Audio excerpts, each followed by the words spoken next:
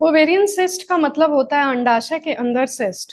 Normally हर एक महिला में एक यूट्रस होती है, यूट्रस के दोनों साइड में फैलोपियन ट्यूब और उसके साइड में दो ओवरीज होती हैं। कभी कभार ओवरीज में पानी या फिर लिक्विड जैसा कोई स्ट्रक्चर इकट्ठा होने लगता है जो एक सैक का फॉर्म ले लेता है, उसको ओवेरियन सिस्ट बोलते हैं। पेशेंट को ओवेरियन सिस्ट की प्रॉब्लम है तो हो सकता है कि उसको पेट के निचले हिस्से में दर्द हो।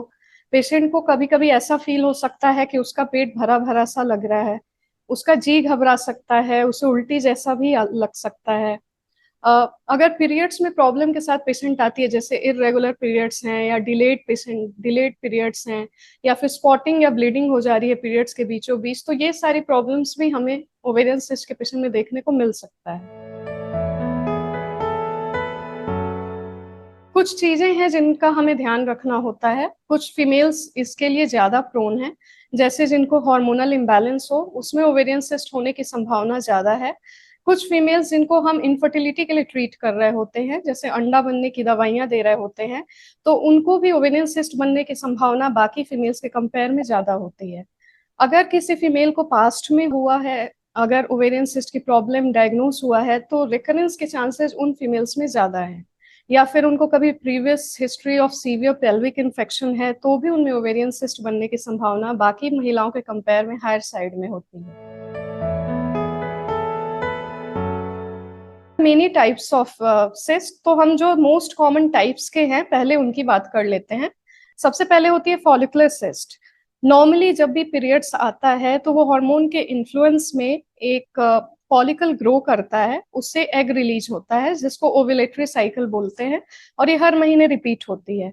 लेकिन कभी कभार क्या होता है कि वो ओव्यूलेशन का प्रोसेस अरेस्ट हो जाता है, जिसकी वजह से एग रिलीज नहीं होता और फॉलिकल ग्रो होने लग जाता है, फॉलिकल की साइज बढ़ने लग जाती है और एग रिलीज नहीं हुआ तो एक सिस्ट का फॉर्म ले लेती है। सिस्ट का मतलब उसमें पानी जैसा पदार्थ भर जाता है। अब ये फॉलिकुलर सिस्ट कहलाती है, लेकिन ये बहुत प्रॉब्लमेटिक नहीं है क्योंकि ये विद टाइम जैसे ही नेक्स्ट पीरियड्स आएंगे वो डिसअपियर हो जाती है। बट कभी कभार नहीं भी होती है तो हार्मोनल पिल से ठीक हो जाती है।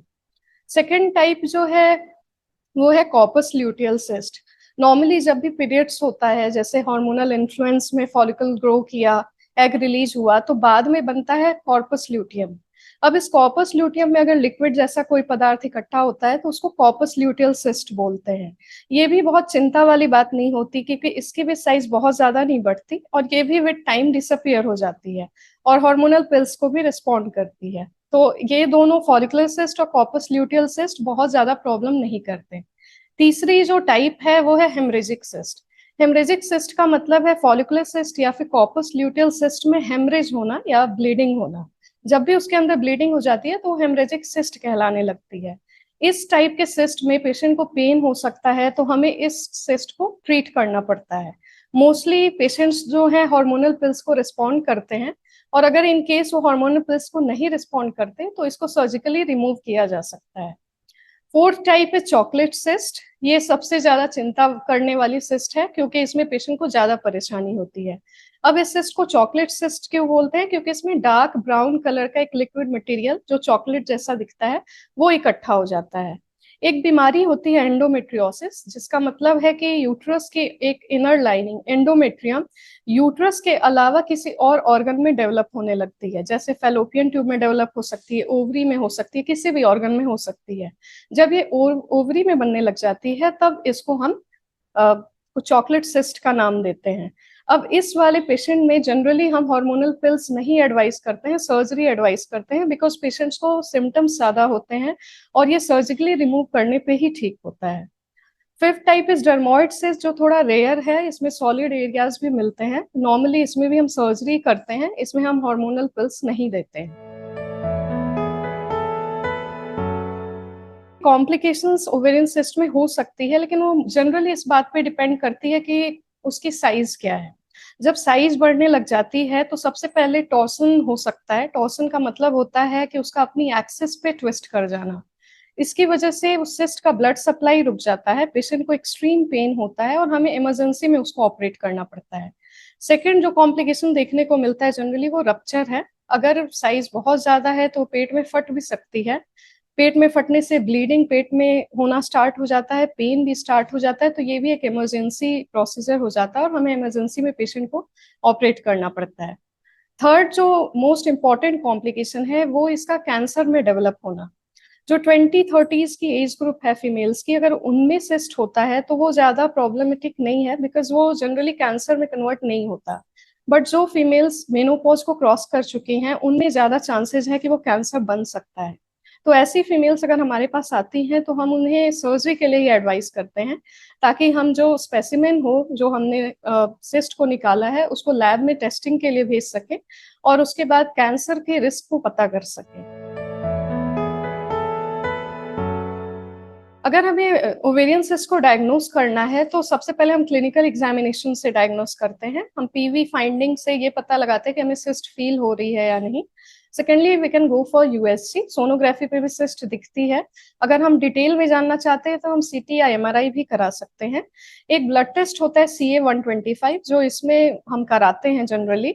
मोस्टली ये चॉकलेट सिस्ट या कैंसरस सिस्ट में पॉजिटिव आती है, बट हम हर टाइप के सिस्ट में कराते हैं कि ये जानना चाहते हैं कि कहीं कैंसर का कोई रिस्क तो नहीं है, इस वजह से। और अगर हम बात करें ट्रीटमेंट की, तो treatment totally depends on the type of cyst. ये हार्मोनल भी है, सर्जिकल भी है, बट किस सिस्ट से डील कर रहे हैं पहले हम उसकी डायग्नोसिस बनाते हैं, उसके बाद हम ट्रीटमेंट उसके अकॉर्डिंग एडवाइस करते हैं। कुछ सिस्ट जैसे मैंने आपको बताया फॉलिकुलर कॉर्पस ल्यूटियल सिस्ट, इनमें बहुत ज्यादा ट्रीटमेंट की रिक्वायरमेंट नहीं है। इसमें हम पेशेंट को ऑब्जर्व करते हैं, उनकी मॉनिटरिंग करते रहते हैं, वेट एंड वॉच करते हैं, बहुत बार ये अपने आप ही डिसअपियर हो जाते हैं। सर्जिकल ट्रीटमेंट हम तभी एडवाइस करते हैं जब ओवेरियन साइज सिस्ट की साइज बड़ी हो। सेकेंडली अगर पेशेंट को सिम्टम्स आते हैं, या फिर मैंने जैसे आपको बताया चॉकलेट सिस्ट हो, डर्मोइड सिस्ट हो, तभी एडवाइस करते हैं। आजकल लैप्रोस्कोपिकली ज्यादा रिमूव करना ज्यादा बेटर है रादर देन ओपन सर्जरी। तो laparoscopically cyst can be remove, चाहे वो चॉकलेट सिस्ट हो या फिर डर्मोइड सिस्ट हो या कोई भी सिस्ट जिसकी साइज मोर देन 5 सेंटीमीटर है, उसको हम सर्जरी के द्वारा रिमूव कर सकते हैं। ओवेरियन सिस्ट जो है वो बिल्कुल हार्मोनल डिपेंडेंट सिस्ट है। जैसे ही कोई फीमेल कंसीव करती है उसके हार्मोन्स पूरे बदल जाते हैं। जो मेंस्ट्रुअल साइकिल के हार्मोन्स हैं वो बिल्कुल अलग हैं। ईस्ट्रोजन, प्रोजेस्टेरोन, FSH, LH, उनका जिस तरह से फ्लक्चुएशन होता है वो बिल्कुल अलग है। और जैसे ही कंसीव करती है मदर, वैसे ही उसके सारे हार्मोन्स चेंज होने लगते हैं।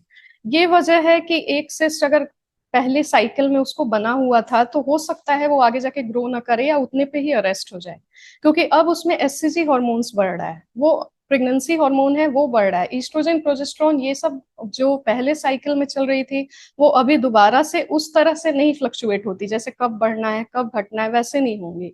ये इसलिए बोलते हैं कि ज्यादातर सिस्ट हुआ है तो बहुत ज्यादा डरने की बात नहीं है प्रेगनेंसी में, बिकॉज ज्यादातर वो ग्रो ही नहीं करती, जिस साइज पे थी उसी साइज पे स्टे करती हैं।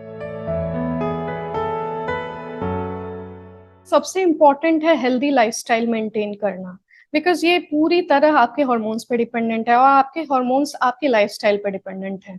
तो पेशेंट को हम एडवाइस करते हैं कि वो एक अच्छा डाइट ले, एक हेल्दी डाइट ले, फैट वगैरह अवॉइड करे, कार्बोहाइड्रेट अवॉइड करे। Exercise is very important, regular 30 minutes 40 minutes ऐसे एक्सरसाइज करें। अगर आप ये सब चीजें करते हैं तो आप पॉसिबल है कि सिस्ट बने ही ना। तो बेटर है कि आप एक हेल्दी लाइफस्टाइल मान के चलें कि आपको अपने हैबिट में डालना ही डालना है। सेकेंडली जिन पेशेंट्स को, स्पेशली इनफर्टिलिटी पेशेंट को हम अंडा बनने की दवाई देते हैं, तो उस दवाई के दौरान हम हमेशा उनको मॉनिटरिंग में रखते हैं। मतलब इसको हम फॉलिकुलर मॉनिटरिंग बोलते हैं, जिसमें हम सोनोग्राफी द्वारा ओवरी में अंडा बनने की प्रोसीजर को देखते रहते हैं हर एक दिन के बाद। इससे क्या होता है, हम ये जानना चाहते हैं कि ओवरी बहुत ज्यादा स्टिमुलेट तो नहीं हो रही है या फिर कहीं ओवेरियन सिस्ट बनने की कोई संभावना तो नहीं दिख रही है। अगर ऐसा हो रहा है तो हम उसको अर्ली स्टेज में पिक करके ट्रीट भी कर सकते हैं। तो ये सारे प्रिवेंशन हम पहले से लेते हैं, और किसी के लिए भी है, ऐसा नहीं है किसी उसी पेशेंट की बात कर रहे हैं जिसको हाई रिस्क है सिस्ट बनने के लिए। हर एक किसी को हेल्दी लाइफस्टाइल मेंटेन करना बहुत जरूरी है अगर वो अपने हॉर्मोन्स को बैलेंस रखना चाहते हैं तो।